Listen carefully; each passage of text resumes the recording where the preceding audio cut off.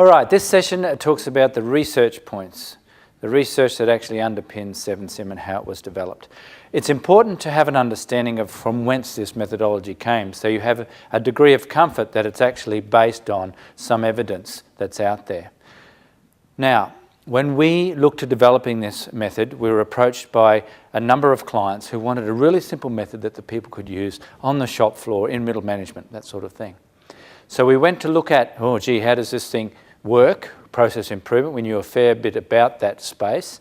We found very quickly, though, that it wasn't a good place to conduct research. The main reason was this: over 90% of improvement efforts fail. So we started to unpack that and see what the reasons were for that. Okay, so we looked at organisational behaviour rather than strictly process improvement, and it threw out a whole bunch of common themes. So whilst there was a variety of research, they started to say the same thing.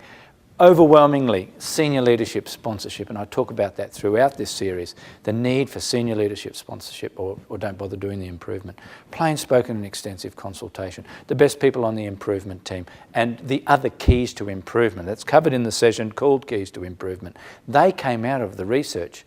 So what we had was a need for a robust method, but that wasn't what was most important. What was most important that we took that robust method and we integrated it with all those keys to successful improvement. So we're then able to say, hey, now we've got a method that actually deals with cultural change rather than simply trying to improve something and no one's going to buy in.